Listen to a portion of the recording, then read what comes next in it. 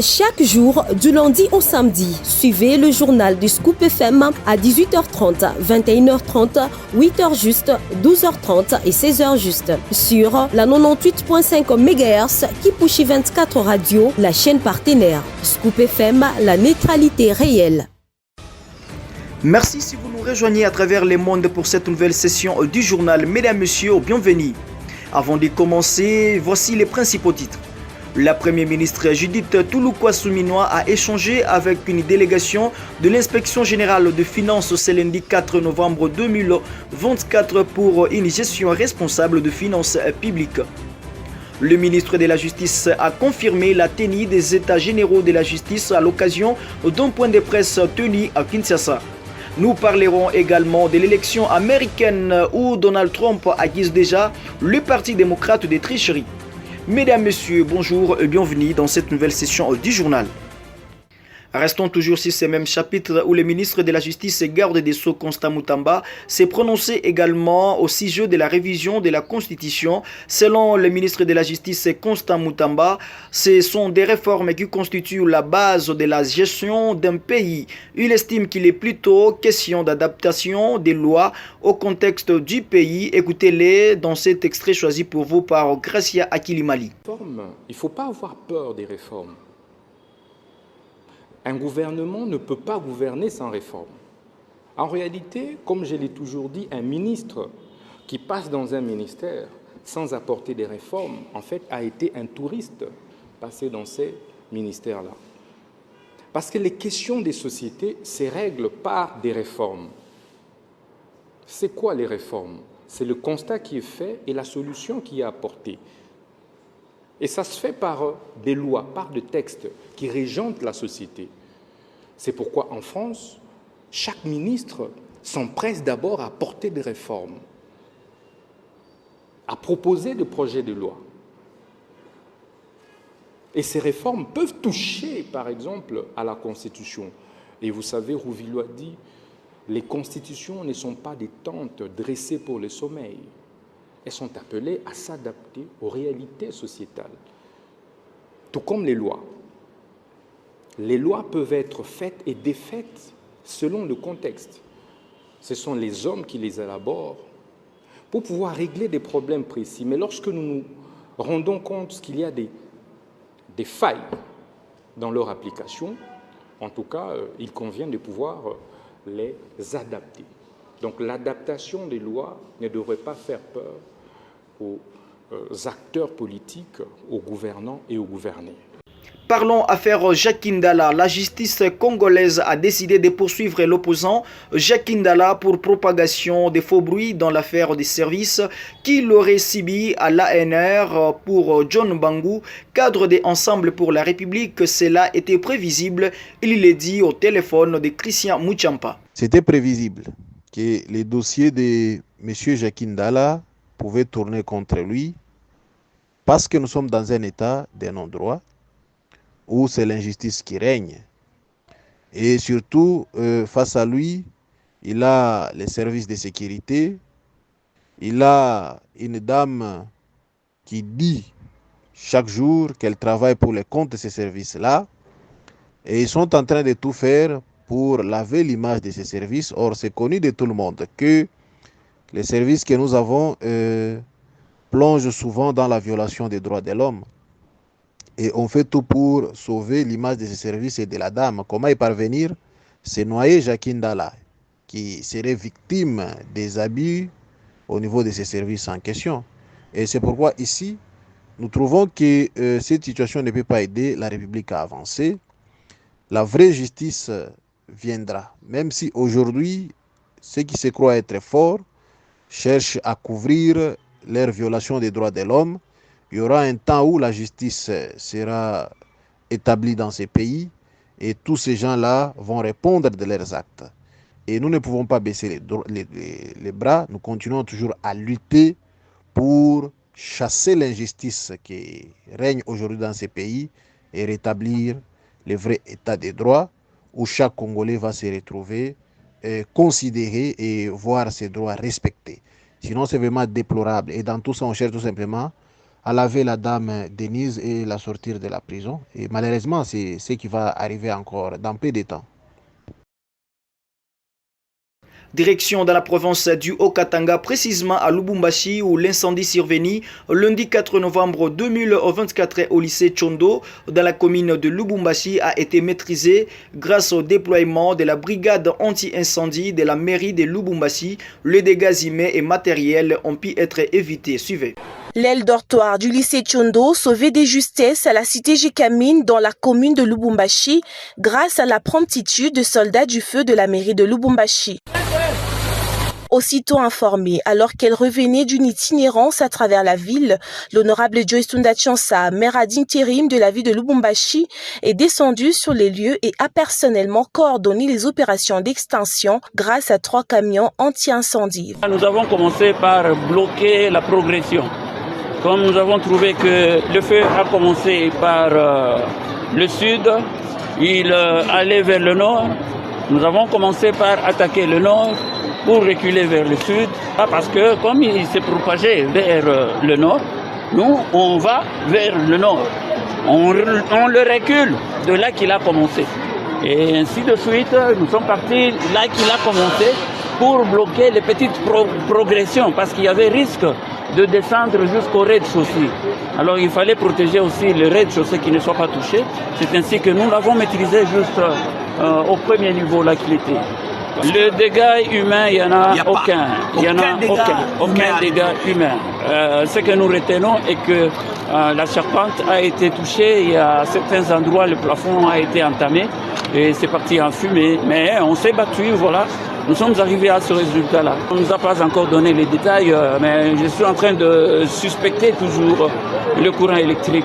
Toute la communauté des Sœurs de la Charité, corps professoral, ouvriers et élèves, à laquelle se sont joints la ministre de l'économie faisant office du ministre provincial de l'éducation empêché, Madame le maire de la ville de Lubumbashi et les autorités éducationnelles se sont mobilisées pour orienter les opérations, pour sauver, reconforter les victimes et dégager l'aile dortoir et récupérer ce qui pouvait l'être encore. Moi j'étais au couvent, je me reposais un peu et j'ai entendu le bruit des enfants. C'est le bruit qui était inhabituel. Ça ne passe pas souvent comme ça. Alors quand j'ai regardé à travers la fenêtre, c'est alors que j'ai vu la fumée que je n'ai jamais vue. Satisfaite du résultat final, la déléguée du gouvernement Kaboula, l'honorable Lorraine Lusamba Kazadi, a félicité la promptitude de Madame le maire. Il n'y a aucune perte en vie humaine. On a cependant vu quelques dégâts. Donc on aimerait vraiment remercier le gouverneur de province qui a mis ces engins disponibles pour la province. Mais on aimerait aussi également remercier Madame le maire de la ville pour sa promptitude de nous avoir aidés. Et on voit que vous pouvez voir derrière moi, maintenant le feu a été totalement arrêté. La première ministre Judith Suminwa a échangé ce lundi 4 novembre à Kinshasa avec la délégation de l'inspection générale des finances IGF en sigle, conduite par son inspecteur général chef des services Gilles Alinguete pour une gestion rigoureuse des finances publiques. Lauriane Mwanda pour les détails. Lors de cette rencontre, Gilles Alinguete a souligné l'importance du rôle de l'IGF dans l'optimisation des ressources financières du pays. L'autre point abordé est celui lié au projet de la loi des finances pour l'exercice 2025 déclaré recevable par l'Assemblée nationale. Le numéro 1 de l'IGF a indiqué que l'apport de son service est fondamental pour assurer une mise en œuvre réussie de ces projets, tant en termes d'optimisation des dépenses publiques que des collectes des recettes. Cette séance de travail a permis de poser des bases d'une collaboration renforcée entre le gouvernement et l'IGF. La première ministre a exprimé sa volonté de travailler main dans la main avec l'IGF pour garantir une gestion rigoureuse de finances publiques. Les discussions ont mis en lumière la nécessité de prendre des mesures concrètes afin d'améliorer la gestion des finances publiques et celle d'entreprises publiques en vue de favoriser une économie nationale plus dynamique. Le candidat républicain à l'élection américaine Donald Trump accuse déjà le pouvoir, accuse déjà le Parti démocrate des tricheries, des accusations qui, celles elle révèle bien évidemment infondée à l'heure actuelle, pourrait lui servir après l'annonce des résultats. Reportage de France 24. Ce slogan, Donald Trump le répète sans relâche dans cette campagne. Traduction, après avoir affirmé que l'élection de 2020 lui a été volée, il veut que ses partisans soient si nombreux à voter que sa victoire soit un raz-de-marée impossible à truquer. Depuis quelques semaines, Donald Trump accuse déjà les démocrates de tricher, sans preuve toutefois, aidé par un comité du Parti républicain dénommé Intégrité des élections et qui a déjà déposé plusieurs plaintes, la plupart classées sans suite. Ces actions en justice sont surnommées les plaintes zombies aux États-Unis, car Donald Trump pourrait s'en servir après le scrutin pour installer un doute sur les élections. Certaines d'entre elles accusent les démocrates d'accorder le droit de vote à des étrangers, mais la principale concerne un comté situé dans l'État pivot de Pennsylvanie. Là-bas, les autorités ont effectivement constaté une hausse suspecte des demandes d'inscription sur les listes électorales, mais déclarent que tous les formulaires incriminés ont été écartés. Mais qu'il gagne ou qu'il perde ces élections, Donald Trump a prévenu qu'il y aura des suites judiciaires, soit la contestation en cas de défaite, soit en cas de victoire, des poursuites contre ceux qui l'accusent de lui avoir volé l'élection de 2020. Des maisons incendiées et plusieurs biens de la population pillés, ce sont là les résultats enregistrés lors d'une nouvelle attaque des miliciens Mobondo lundi 4 novembre 2024 au village Kimangunu dans les territoires de Kwamut et Nossos a été lancé aux autorités pour que la paix revienne dans cette partie de la République démocratique du Congo. Nadej Kabolé pour les détails. Une nouvelle incursion de miliciens Mobondo a été signalée le lundi 4 novembre 2024 au village Kimangunu situé à 35 km de Kisele dans les territoires du Kwamut, province de Maïndombe. Selon les sources locales, des maisons ont été incendiées et plusieurs biens de la population pillés par ce dernier. Les villageois alertés avaient déjà vidé les lieux avant l'arrivée de ces miliciens et aucun mort n'a été enregistré. Hommes, femmes et enfants s'étaient déjà rendus dans le village voisin la nuit précédant l'avènement de la milice. Le député national Guy Moussomo, élu de Kwamut, qui s'est exprimé sur actualité.cd,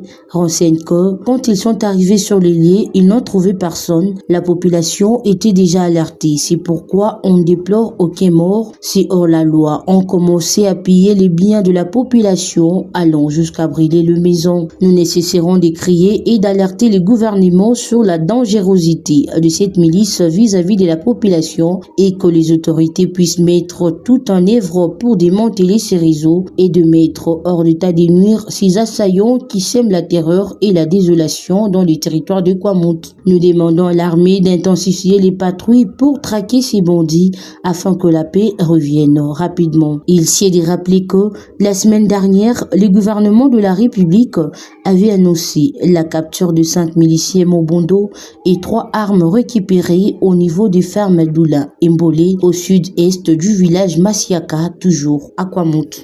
Interdiction au bourgmestre de Kinshasa de délivrer les autorisations d'ouverture des centres de santé, hôpitaux et pharmacies à Kinshasa. La mesure est saluée par le Conseil national de l'ordre des pharmaciens de la République démocratique du Congo. Suivez-les dans ces reportages.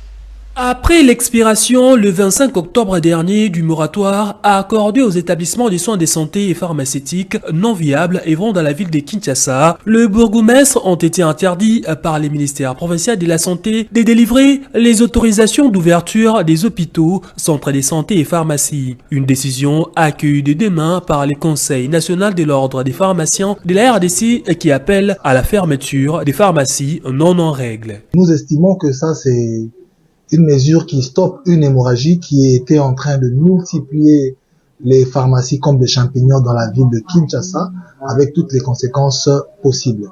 Mais ce qui est attendu cette fois-ci, c'est maintenant d'emmener tous ceux qui ont été ouverts illégalement à harmoniser leur dossier d'ouverture ou à régulariser leur dossier d'ouverture auprès des structures compétentes.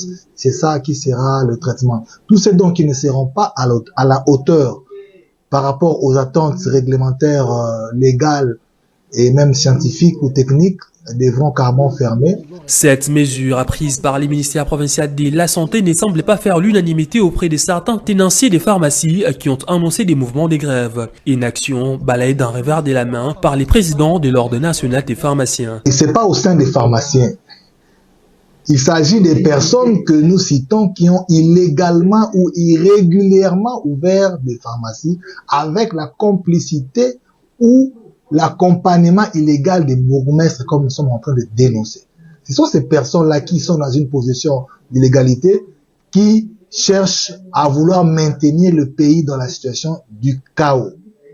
Et je pense que ça ne se justifie pas parce que ça va de l'intérêt de la population d'abord et aussi de leur propre intérêt. Si on te demande de régulariser ta situation, je pense que tout le monde devait être content. Le gouvernement provincial de la Santé a promis de procéder dans un futur proche à un contrôle rigoureux sur toute l'étendue de la ville-province de Kinshasa pour s'enquérir de la viabilité des établissements des soins de santé et pharmaceutiques. C'est la fin de ce journal, mesdames et messieurs. À toutes et à tous, merci de l'avoir suivi. À très bientôt. Chaque jour, du lundi au samedi, suivez le journal du Scoop FM à 18h30, 21h30, 8h juste, 12h30 et 16h juste sur la 98.5 MHz Kipushi 24 Radio, la chaîne partenaire. Scoop FM, la neutralité réelle.